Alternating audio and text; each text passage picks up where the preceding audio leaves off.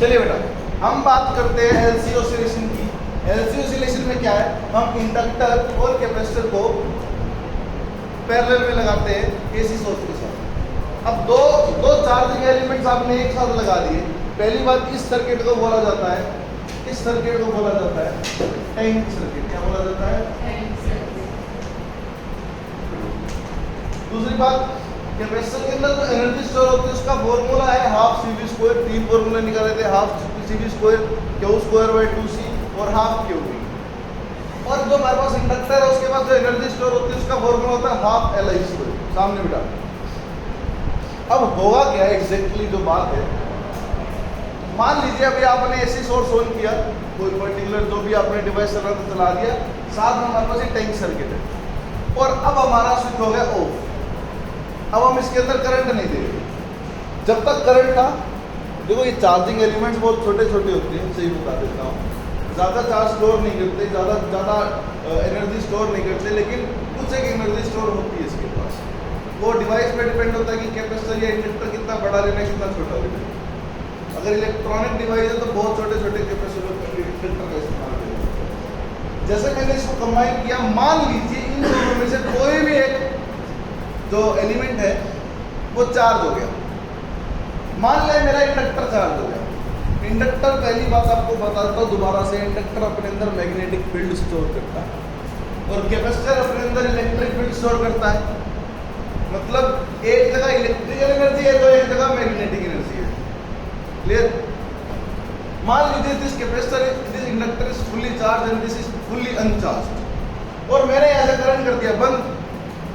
एक बात का ध्यान रखना, एनर्जी ज्यादा देर के लिए क्या कहीं पर रुक ही नहीं सकती, ना तो इंडक्टर में ना कैपेसिटर में। जब तक करंट दे रहे तब तक था, करंट बंद, अभी डिस्चार्ज होना शुरू होगा। मान लीजिए अब इंडक्टर चार्ज है तो इंडक्टर जो है वो डिस्चार्ज होना शुरू होगा। डिस्चार्ज होना शुरू हुआ तो ऑब्वियस बात है वो सर्किट में खुद करंट देगा। हमने तो बंद कर दिया, अब ये देगा। अब इसका करंट,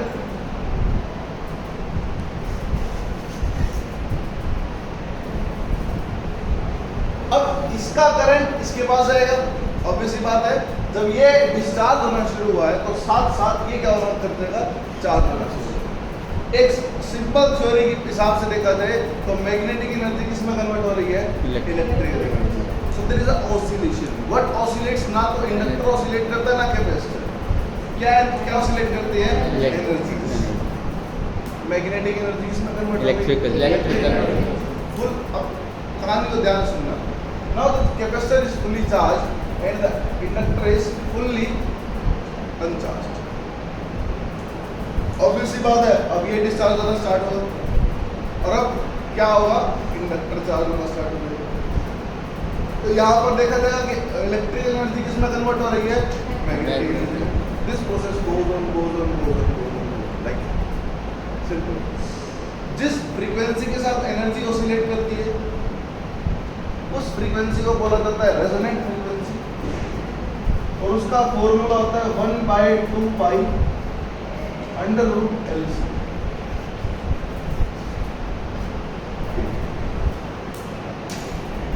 सिंपल। किसी के पास बुक है, किसी के पास बुक है, किसी के पास क्वेश्चन?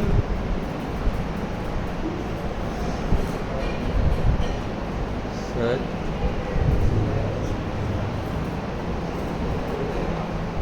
एक सिंपल सी बात, ये L है, इसकी एनर्जी को U से रिप्रेजेंट करते हैं और ये C है, इसकी एनर्जी को भी U से रिप्रेजेंट करते हैं। एनर्जीज U है ये L, ये C।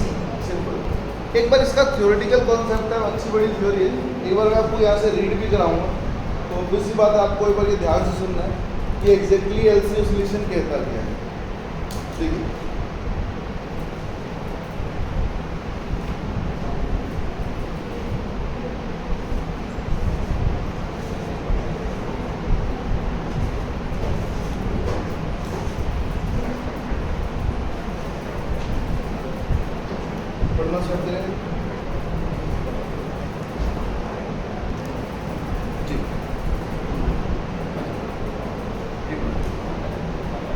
when AC is applied to an LC oscillations. अब ध्यान से सुनना, A capacitor of capacitance C is connected to an inductor of inductance L through a ध्यान key. से, एक कैपेसिटर जिसकी कैपेसिटेंस C, एक इंडक्टर जिसकी इंडक्टेंस L, उनको कनेक्ट कर दिया। कैसे? Through a key K2. Whatever हमने की लगा दी जी। A cell is connected to C through key K1. Ji When plug of K1 is put in, the cell charges the capacitor to a potential V equals to Q by C, आप चलिए निकालें। where Q is the charge on capacitor plate at any instant and कुल V मिला के कहता है capacitor के ऊपर पोटेंशियल भी आएगा, चार्ज भी आएगा जी।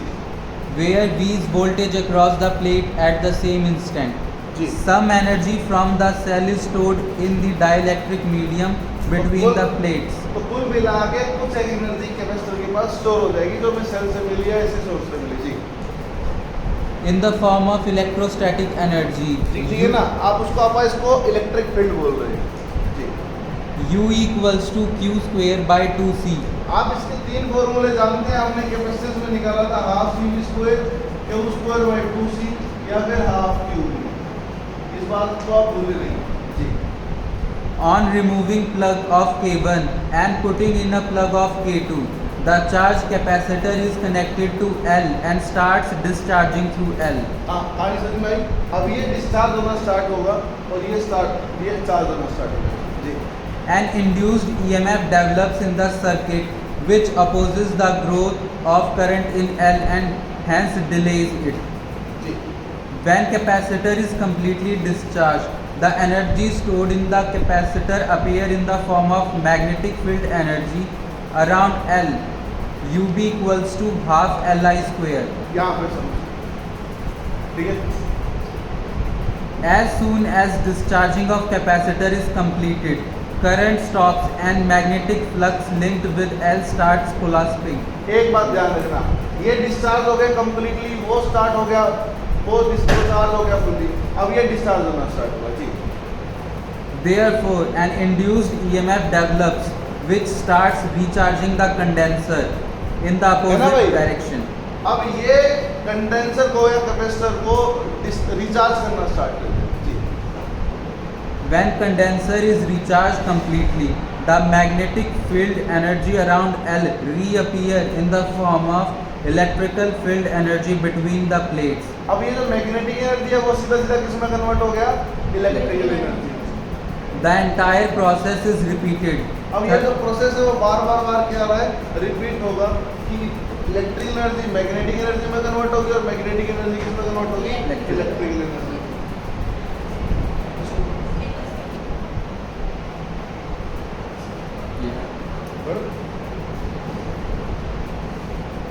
और है ना?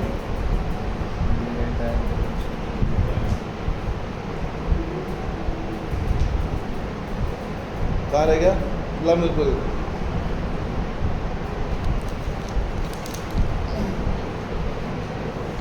Thus energy taken once from the cell and given to capacitor keeps on oscillating between C, L and C. जो एनर्जी आपने सेल से या इसकी सोर्स से ली वो बार बार क्या होती रहेगी? ऑसिलेट करती रहेगी C और L के बीचों बीच। This oscillation is known as LC oscillation. फिर भी मैं इसको बात को कंप्लीटली पढ़ देता हूँ। इफ देयर इज, अच्छा आपने 11th क्लास में डैम्प्ड और अनडैम्प्ड ऑसिलेशन पढ़ा। डैम्प्ड ऑसिलेशन क्या होता है? जिसकी फ्रीक्वेंसी जो है, इसका एम्पलीट्यूड जो है वो क्या होता है? बार बार घटता रहता है। फॉर एग्जांपल कोई हमने वो लिया था, क्या बोलते हैं उसको, पेंडुलम लिया था, उसका ऑसिलेशन बार बार क्या हो रहा है? एम्पलीट्यूड जो घटता जा रहा है, ठीक है। लेकिन अनडैम्प्ड ऑसिलेशन क्या होता है? जिसका एम्पलीट्यूड मेंटेन रहे, कांस्टेंट रहे। अगर हम बाहर से, मतलब अगर इनके बीच में कोई रेजिस्टेंस नहीं है वायर के किसी या कुछ, तो जो ऑसिलेशन होगा एनर्जीज का वो कैसा होगा? Undamped oscillation. But due to resistance between the wire, between the cell में भी होता है रेजिस्टेंस, तो इनमें तो होना नॉर्मल सी बात है, ठीक है ना।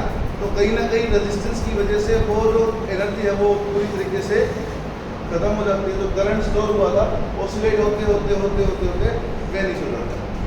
यानी क्लियर? उसका रीज़न हम सारा कुछ रेजिस्टेंस को थोप सकते हैं। रेजिस्टेंस की वजह से ये क्या, ठीक है ना। Is that clear? Yes. इसके बाद ऑब्वियसली बात है, एक बार एनर्जी स्टोर्ड इन इंडक्टर भी देख लीजिए कि हम कहना क्या चाहते हैं।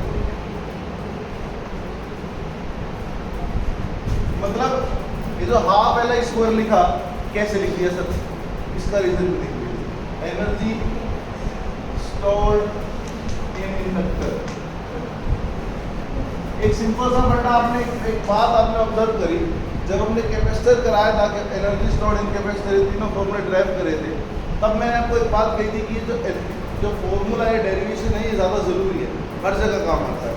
अगर कैपेसिटर का जरूरी है तो इंडक्टर का भी जरूरी है।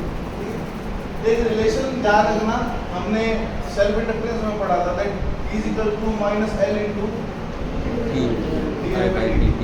था। Yes sir. ये हमारे पास ये में आ गया। पावर का फॉर्मूला होता है E इंटू आई, होता है। Yes sir.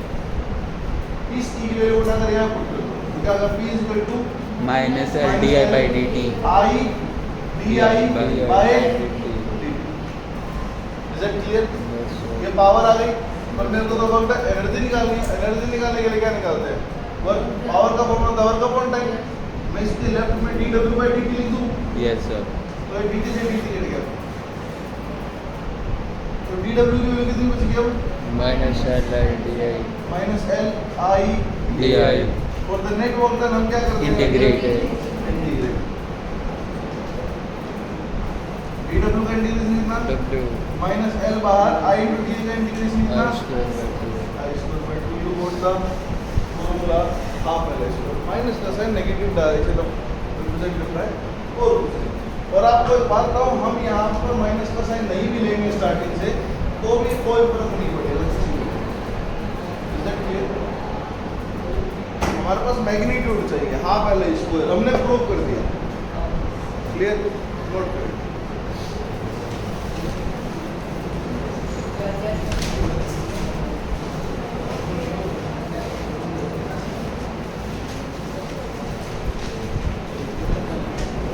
किसी को कोई डाउट एलसी ऑसिलेशन में, कोई डाउट किसी को, कोई दिक्कत एलसी ऑसिलेशन में? दोबारा बताओ, एक बार दोबारा देख लीजिए भाई। देखिए, एक मिनट और लगेगा। एल और सी है मेरे पास, इंडक्टर और कैपेसिटर, इसमें मैग्नेटिक एनर्जी स्टोर होती है, इसमें इलेक्ट्रिकल एनर्जी।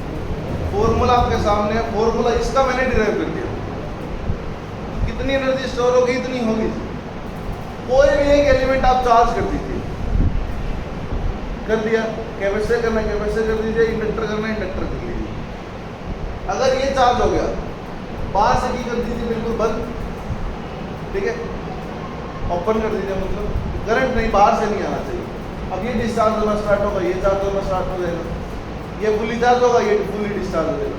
अब ये फुली चार्ज है तो ये डिस्चार्ज होना स्टार्ट होगा, मैग्नेटिक एनर्जी किस में कन्वर्ट हो जाएगी, Electrical. अब ये चार्ज हो गया, ये डिस्चार्ज होना स्टार्ट हो जाएगा, इलेक्ट्रिक एनर्जी किस में कन्वर्ट हो जाएगी, एनर्जी ऑसिलेट्स। इसकी एनर्जी उस फॉर्म में ट्रांसफर हो रही है, उसकी एनर्जी इसकी फॉर्म में ट्रांसफर हो रही है। क्लियर? ये नहीं है कि ऑसिलेशन है तो एल और सी आपस में वाइब्रेट कर रहे, नहीं होगा, एनर्जीज वाइब्रेट। क्लियर?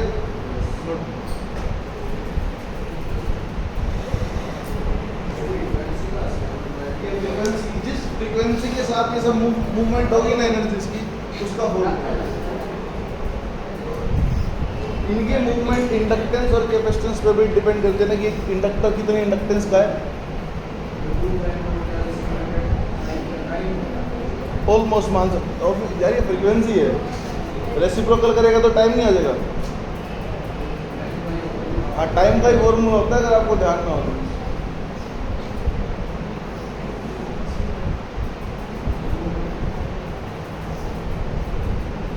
और फिर ले No sir.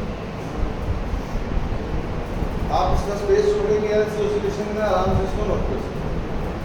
ठीक है, मैंने रीड भी करवा दिया है। इसको क्रॉस वेरीफाई करना हो तो डाउट भी चाहिए लेना हो तो आप क्रॉस चेक करके जब डाउट भी ले सकते हैं।